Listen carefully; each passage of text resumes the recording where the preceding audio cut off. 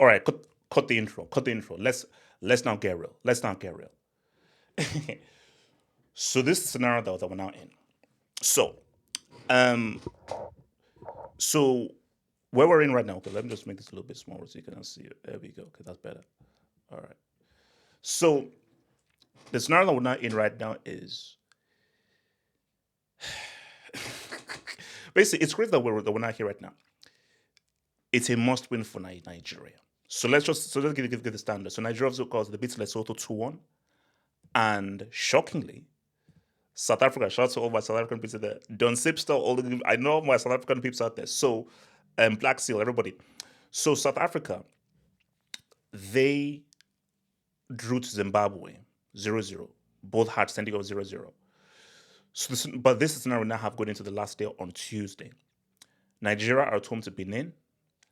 South Africa are at home to Rwanda. So let's play best case scenario. Again, for me, I always like to do worst case scenario, but let me just give you the whole path and everything. So let's give a best case scenario. If by some miracle, hold on. Okay, so let's say Rwanda beats South Africa. Can Nigeria get away with a draw? So if yes, so again, this is best case scenario. Rwanda beats South Africa 1-0. South Africa on 15. That GD will now go down to 2. If Nigeria draw against Benin, whether it's 1-1, 2-1, the GD remains the same, but Nigeria's GD would be 3, South Africa's GD would be 2. Nigeria would be able to go through via a draw. Nigeria can't lose. If Nigeria lose, it's over. So that's the sort of best case scenario of where it could be a draw. But I don't do best case scenarios, guys. I do worst case scenarios. Okay, see, this is not time to look at the glass half empty. Look at worst case scenarios. South Africa are at home. They're very good at home. So you're going to expect that South Africa are going to win. So right now, that's 18 points. So I'm not even... So Nigeria have to go into the game against Benin where you already know South Africa are on 18 points. Just assume that. So assuming they're on 18 points, Nigeria have to win. Because if Nigeria draw, Benin and South Africa would go through. So South Africa would go... Well, let's see though. It's interesting. So basically, so if South Africa were to win, it depends on their match. So let's say if South Africa were to win like 1-0 and Benin a draw, Benin would still have 5, South Africa would have 4 GD, Benin would go through. So I'm just assuming that it's first GD, then it's head to head. Because I believe that's how we've done it. It's GD, then head to head. And the baby goals for.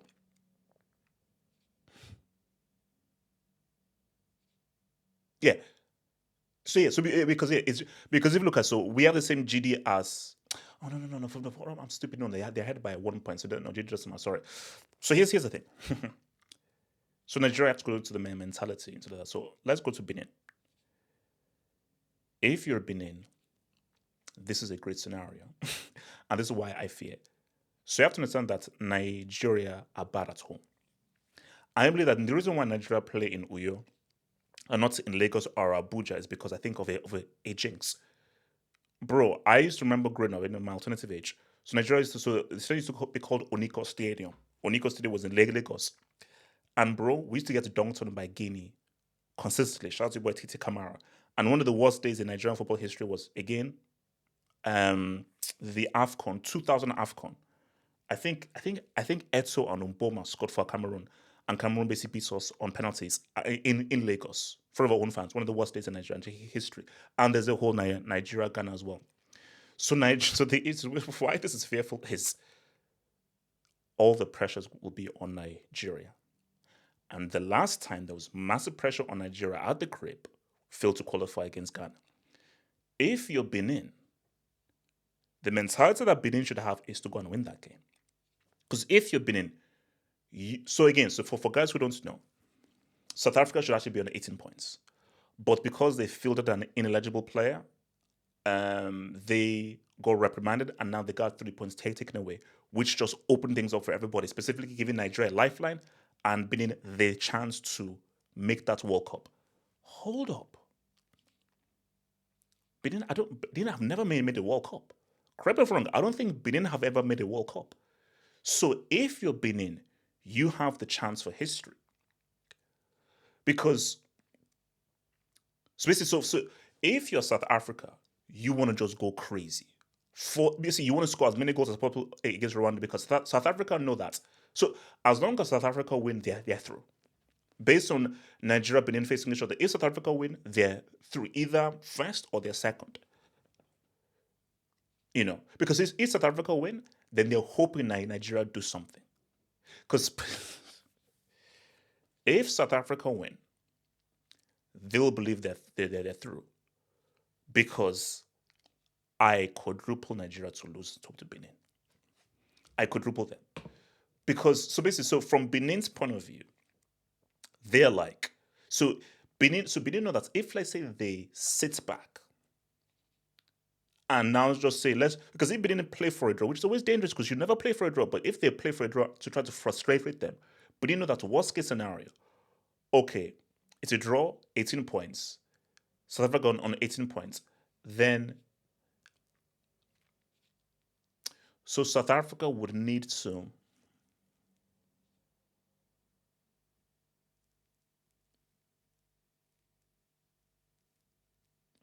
you don't know the basis. So basically, yeah, I'm just trying to think here.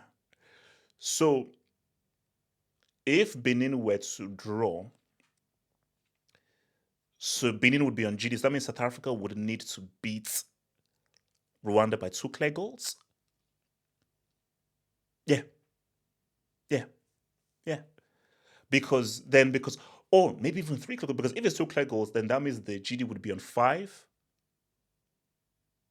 and then it will probably be dependent on whether it's 0-0 or so. Let's say if it's let's say it's 0-0, and South Africa winning by like 2 clear goals, then South Africa's GD would be on 5, but then their goals for would be on 14. And I think that it goes first GD, then I think goals for, then I think it's head to head. I'm not sure. But put it this way: South Africa just know that they win, they're in if South Africa win, they know that at worst they're in the playoffs. At worst. But let's be real. South Africa win, they should be through. Because if South Africa win, and somehow Benin beats Nigeria, Lord in heaven, you know. So from Nigeria's point of view, Nigeria have to win. It's as simple as that. Nigeria have to win. Anything short of a victory, it's over. Anything short of a victory, it's over. And again, my worry is Nigeria have been in this situation. Put it this way: if this game was in Benin, I'd have more faith. Then I believe, yeah, they can do it. The issue is these guys, bro. The last time Nigeria faced a must-win game, they failed to qualify for the World Cup. Ghana were able to say what's up. So, again, I'll keep it a stack, bro. I don't know what's gonna happen on Tuesday, and both games are the same. So I don't know what's going to happen on Tuesday, bro.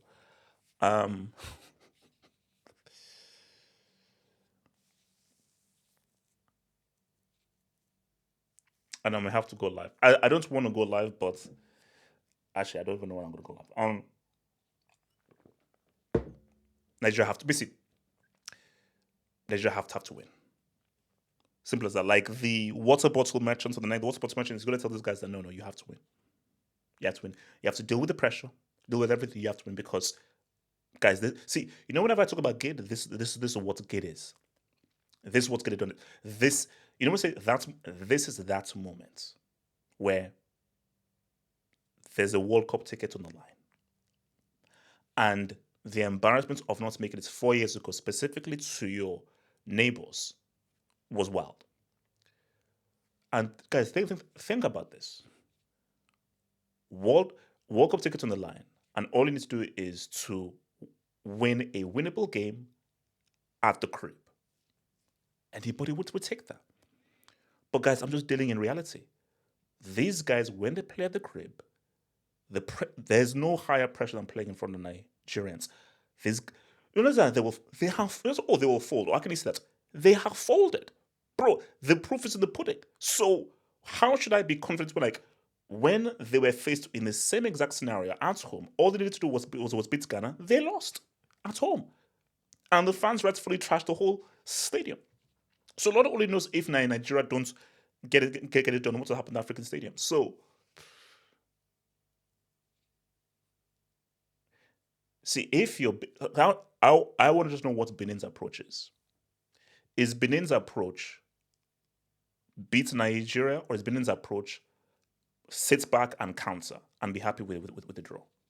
See, if you're South Africa are praying Nigeria win. So South Africa are actually in the best possible situation. Because if you're South Africa, you're like, Nigeria know that if they don't win, they are so.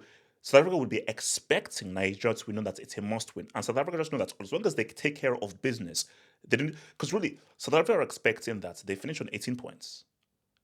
Nigeria finish on 17 points. So whatever happened, Nigeria and Benin are on 17 points, they're on 18 points, they're through.